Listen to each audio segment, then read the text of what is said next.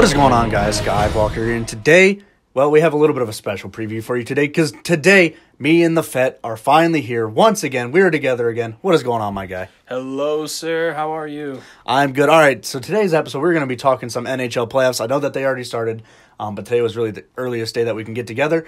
So before we start talking about your NHL preview, because as you already know, I know really absolutely nothing about hockey. I'm still learning the rules, still learning the game, but here's some questions for you. And I texted them to you a couple days ago to think about. So now we're finally here. My very first question, much like Michael Jordan, LeBron James, the NBA, and even so much the Yankees of the 90s, and even really even the Patriots now, how they are expected to win. Is Sidney Crosby, at this stage of his career, is he expected to win the Stanley Cup every single year, and why? Yes. Okay. So when you win the Stanley Cup back-to-back 2 years in a row, all right, that's huge. Not to mention, you're considered the face of the NHL still. Connor McDavid, Austin Matthews, some of these other guys, they're still a little too young to take the torch from Crosby. But right now, if you're looking for the Tom Brady, the Michael Jordan, the LeBron James, the Derek Jeter, supposedly in baseball, so to speak, one person that sticks with one franchise, screw you, LeBron, for leaving, but you look at one person to be the face of the franchise, and that's been Sidney Crosby, man. He has been here his whole career. We got lucky. We won the lottery for him, because hockey has a lottery too. And, you know, ever since he stepped on the ice, man, he's been a difference maker. Mm-hmm. The Penguins, during the late 90s, early 2000s, before we added him, Mario Lemieux had bought the team, and we were still tanking. I mean, we were trash. We were just horrible, which is surprising considering when Super Mario played, they won 2 Stanley Cups back-to-back in 91 and then 91 to 92. So, yes, to answer your question, Sidney Crosby is expected to win. He's also expected to be the top 5 in scoring, goals, assists, points, face-off wins. He's pretty much the quarterback on the ice, too. I don't know if you've noticed, but a lot of the plays they set up, has him on the backside of the goaltender, and then he makes a move to the front of the net because his new skill is baseball batting with a hockey I saw stick. that. We were watching it last night in that unfortunate loss, but even that game one, and even just games going into the playoffs, every time I saw a highlight, I was like, he really just hit the puck at it. It was like he tossed it up and nailed it, just like he would be playing around with a ball. I was like, at this point, how do you get any better? I mean, that's just, if you're able to hit the puck out of the air and still score, that's impressive. I mean, it's hard enough for me still learning the game, and if anybody doesn't watch hockey, it's hard to find the puck and to follow the puck. So you really have to pay attention to the game and watch a few games to be able to even follow the puck. Yes. So just to be able at that speed, in game speed, not just TV speed, in game speed, to see that little thing floating in the air and then still being able to drill it, that's impressive. I don't know if you've ever watched like the All-Star Weekend, but during the skills challenge, they do like who has the fastest slap shot.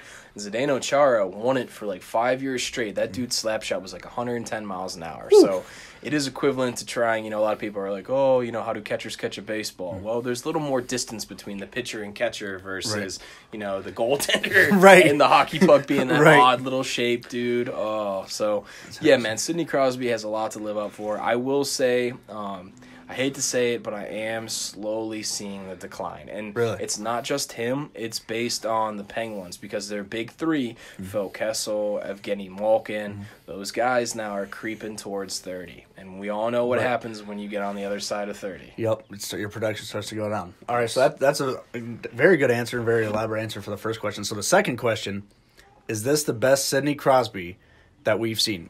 Kind of like how LeBron James, when he came out of high school, was just absolutely ridiculous. You could tell the talent. You just knew instantly he was going to be a star. But nobody knew he was going to be this good. And even going into, I think he's 32 or 33 this year, he finally played all 82 games, which I had thought he had done previously, so I was kind of shocked that it took him this long to play all 82.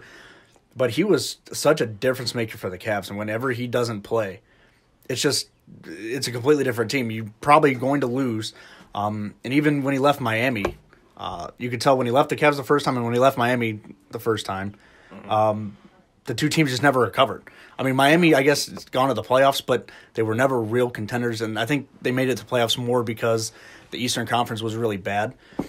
So even this LeBron James, I've never seen a more determined LeBron, I guess, than what I've seen before. He likes to move the ball a whole lot more, I think. I know even his whole career he liked to pass, but this time he's really picking and choosing when to score, and he's doing it kind of like an assassin. I mean, he just, whenever he wants to score, he's going to score, and there's nobody going to stop him.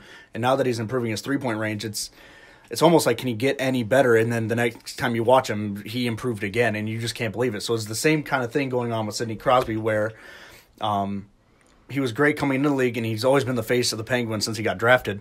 But even now, it seems like he is getting better and better and better. Even though he's getting older, he looks, to me, of somebody who doesn't watch the NHL, looks like he's getting better and improving and wants to win more now than ever. I agree with you. To answer your question, statistically, no, this isn't Sid's greatest season. LeBron, in the comparison, has outdid almost all of his previous stats this year. He's broken a bunch of records. Where Sid, on the other hand, I mean, he's put decent numbers up. I believe him to be in the top 10 of scoring, points, goals, assists. But like I said, like LeBron, like the greats, like any sports great that's, a scorer that's known, Kobe or whatever, darn well that dude's drawing attention to the defense. Yep. And what we're starting to see is Sidney Crosby's not a big guy. He's a finesse player. And in hockey right now, you have two brands. You have the Philadelphia Flyers, who are known for being the Broad Street bullies, and they like to play physical. Mm-hmm. They like to out-hit you, check you in. And then you have like the Penguins, who play more of a finesse type of hockey.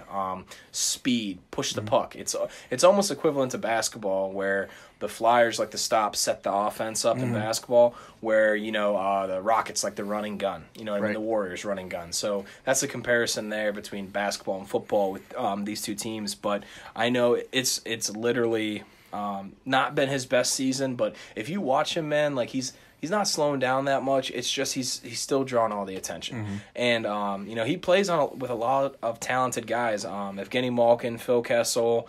Malkin's a center just like Crosby, so he usually anchors a second line. Now, the power play situation, they get all of them together. That's unstoppable. Dude, you got Chris Letang, you got these guys. They just score. As we saw in Game 1, they put 7 goals on the Flyers, okay? Game 2, you saw them only score 1. You saw them struggle to push the puck. Right. Because the Flyers were able to contain, control, and basically keep the puck back in the Penguin zone. So it's very difficult if you're a finesse team and you're being out-hit and you can't even get the puck out of the zone, it's hard to score. You know what I mean? You can see the two very different styles in the first 2 game comparisons. So we'll have to see about Game 3, though. I don't know if maybe Philly finally woke up or if it was a sleeper game. Exactly. I'm hoping it was just a fluke and the Penguins just needed to pull their heads out of their rear ends. So hopefully Sid's got something up his sleeve for Game 3. But going into that, for the preview, I do have the Pens beating the Flyers. Unfortunately, it might go 7 games. In the last 2 years, we've had really tough opponents in the first round, and we've gone 7 games, I think, both years. And, that does nothing but fatigue a team. Right. I mean, we've seen the Cavs in basketball, you know what I mean, where they looked tired when they got to play the Warriors last year because, the Boston series, Atlanta, whoever else we played in the past. So hopefully they can end it in 5 games, but I think the series will really go to 7. We're just going to have to see. Now, you being an amateur Blue Jackets fan, you're rooting for them against the Caps, right? Of course. Okay. So do you think Totes has what it takes to get past the number 1 seed? Of course not. Of course not. Dude, I've been picking since day one the Pens are going to – I think they're going to three-peat. I don't think there's going to be – they always struggle in the first couple rounds, but as soon as they get to the Stanley Cup, it's a completely different team, at least from what I saw the last 2 years. Just getting to actually start following hockey the past 2 years, not even following it hard, but just being able to watch the playoffs and watch the Stanley Cup, which I still need to watch more hockey because the Stanley Cup it's pretty fun. It's very entertaining, especially for somebody who doesn't know anything about hockey and very little watches it. But I think why the Penguins are going to win the whole thing this year is, in more than anything, I've never really seen it in any other sport other than the 90s Yankees, where they've kept their core together. Yes. They've grown for, 5 years? I think they've probably kept everybody together, and it seems like every year where, as other teams, they want to go make their own team. Like in basketball, you have superstars together, and then they want to leave and go try to do it on their own. The Penguins understand that it's a team game, and they just all stay together, whether they're taking pay cuts, because I don't know what the salary cap's like over in the NHL. I don't know anything like that. But being able to keep the same core together in a sport like hockey, in a sport like basketball, where they're kind of one and the same, a little bit different, but more or less it's more of a team sport than anything. I think them keeping their core together, keeping their nucleus together, and keeping that chemistry together where even if something goes wrong like it did last night where they just got shut out basically, and I know they got one, but they got kind of blown back. Yes. That's not going to hinder them from the rest of the series or hinder them even for the rest of the Stanley Cup playoffs because they've known each other for so long. They know that each other has their backs, and they know that even in the hard times, they're still together. They still know what their jobs are. They still know what they're going to do. They don't have to worry about this new guy who came in completely changing everything. They've kept the same core together, and whenever they bring somebody in, they just kind of adapt. Yep, totally agree with you there. Now, the salary cap, it's pretty much the same concept of the NBA. You can go over the cap, and there's a luxury tax, and your owner's going to get taxed a little more. But I agree with you. They have kept the core. I mean, anytime you let somebody like a Marc-Andre Fleury walk because you have confidence in like a Matt Murray, I mean, it's a little devastating at first, but this year we have seen that, where Flower carried us in the past, Murray's been hurt a lot this year. There's been a lot of, they have a couple guys down at Wilkes Scranton, the baby Penguins they've pulled up. So we have our minor leagues goalies, they're all prepped and ready to go for when they take the next step up, just like Murray did. But the Malkin, keeping Kessel, keeping Letang, I mean, and then letting go of guys, in the past like we have. They make moves every year at the deadline, and I can't complain about the management or the coaching or the ownership because they do whatever they need to do every single year to try to win, to make the playoffs, because they know once they get in the playoffs, Sidney Crosby's going to eat up 25, 30 minutes of ice time sometimes. Right. And, these guys playing, 60 minutes of ice time, man, like that's hard cardio. It's big time. So we'll have to see, every year they get older, it's, do we want to keep Malkin another year? Is Sid worth it another year?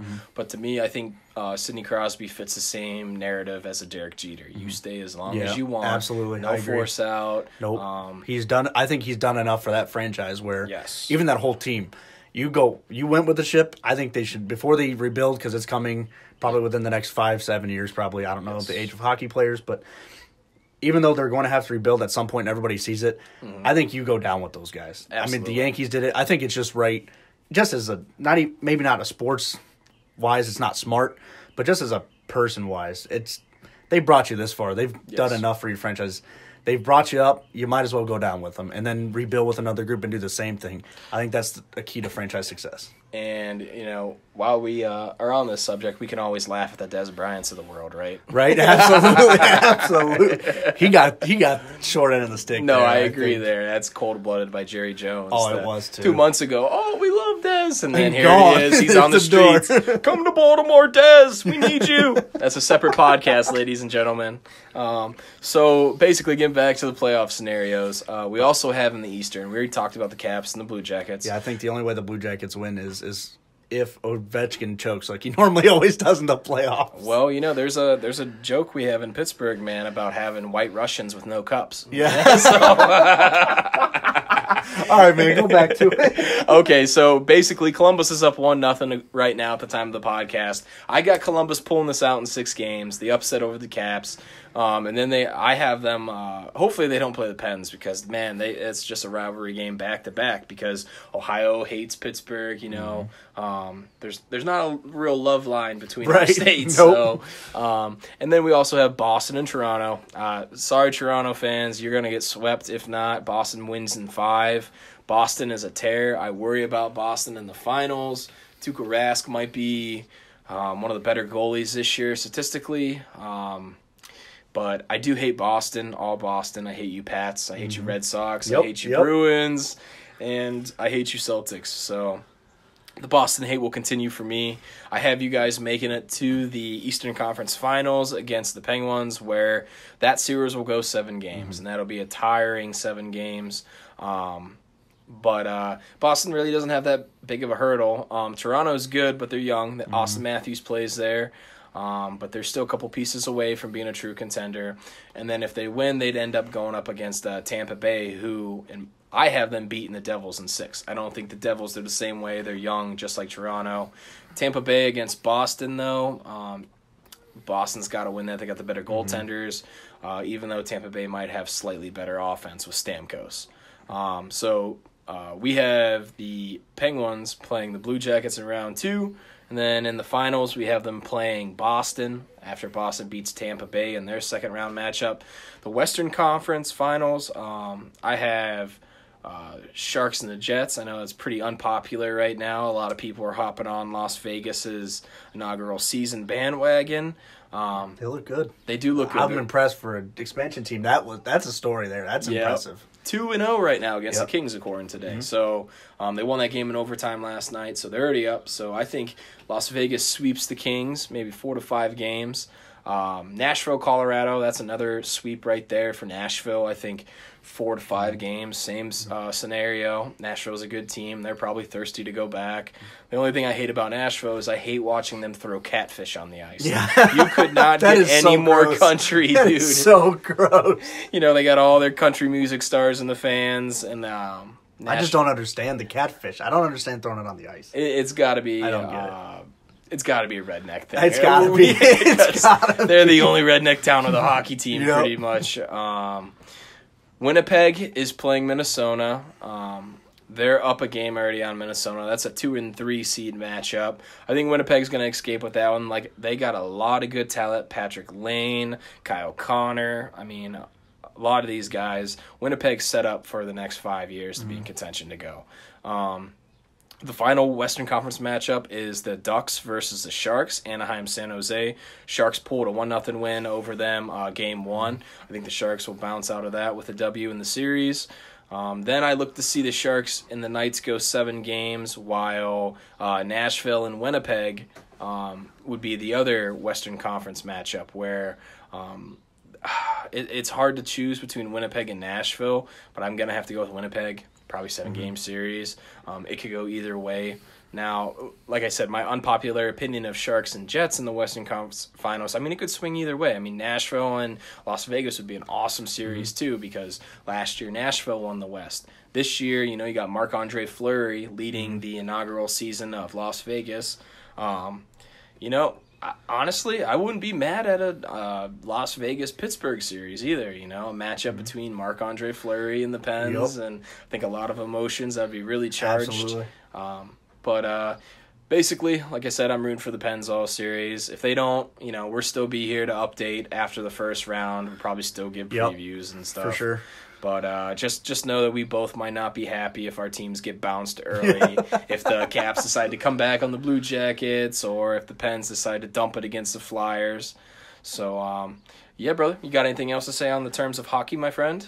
Not really. I'm sure you got the Pens winning. Yep, I got them taking the Stanley Cup over the Sharks in 5 games. So who do you have as the game MVP, as the series MVP? Not the game MVP, but the Stanley Cup MVP.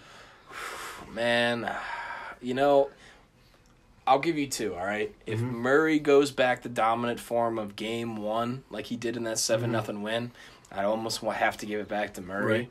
But if we're talking throughout the whole playoffs and they continue scoring 7-5 goals a game, I got to give it to Sidney Crosby, man. He's the anchor, dude. He ties everything together. Absolutely. He's the button. Unless we get something crazy like Malkin goes off.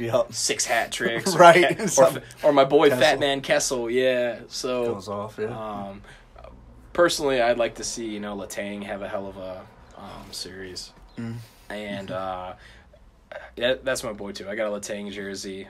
I just feel like, fortunately, he's getting a little bit older, and he's the same thing. He's a finesse defensive man, and that's our weakest position. So if there's an Achilles heel on the Penguins, it's the defensive men on our team. So unfortunately, it's not as glaring weakness as not having pitching like the Orioles, but that's a different podcast, too, right? Absolutely.